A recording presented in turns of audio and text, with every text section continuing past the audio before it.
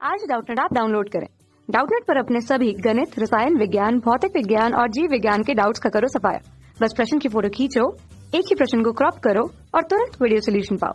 अभी डाउनलोड करें। नमस्कार दोस्तों, हमारा प्रश्न है कि दोस्तों यहाँ पर प्रश्न में पूछा गया है कि दर्शाइए कि क्वथनांक में उन्नयन एक अणु संख्या गुणधर्म है। तो दोस्तों यहाँ पर हमें बताना है कि जो हमारा क्वथनांक में उन्नयन है ये हमारा एक अणु संख्या गुणधर्म है, ये हमें यहाँ पर दिखाना है। तो दोस्तों हम जानते हैं कि ये जो हमारा अणु संख्या गुणधर्म है, ठीक है, अणु संख्यक गुणधर्म ये क्या होता है दोस्तों, सबसे पहले हम यहाँ पर इसकी परिभाषा देख लेते हैं।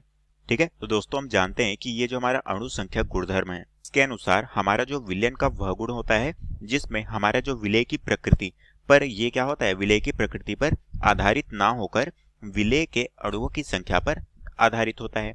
तो हम कह सकते हैं दोस्तों कि यहाँ पर हमारा जो क्या है, विलय की प्रकृति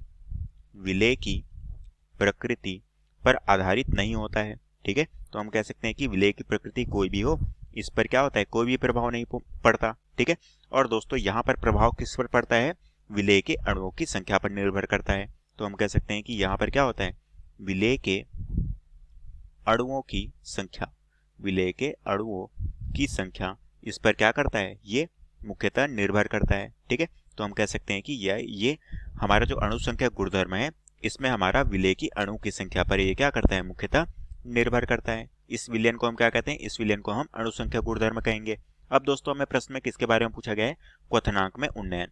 ठीक है, तो दोस्तों यहाँ पर हमें बोला गया है कि क्वथनांक में उन्नयन, इसे हमें बताना है कि ये हमारा एक तरह से अणु संख्या गुणधर्म है। ठीक है, तो दोस्तों हम जानते हैं कि क्वथनांक में उन्नयन का मतलब क्या है, क्वथनांक का बढ़ना।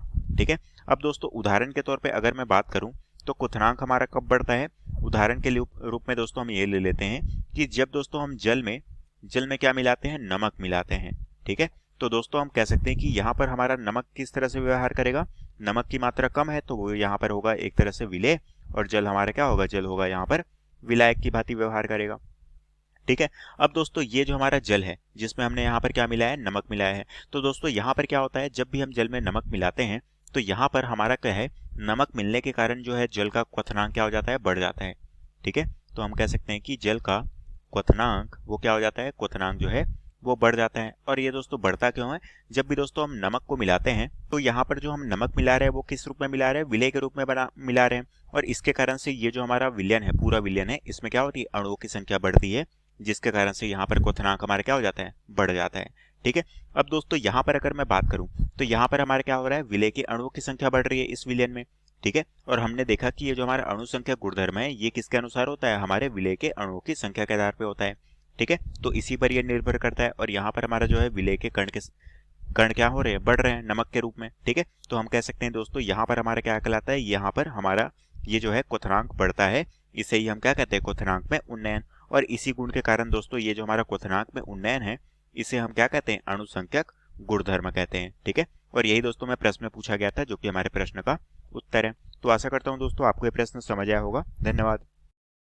कक्षा 6 से 12वीं से लेकर नीट, IIT, JEE वो एडवांस के लेवल तक 1 करोड़ से ज्यादा छात्रों का भरोसा।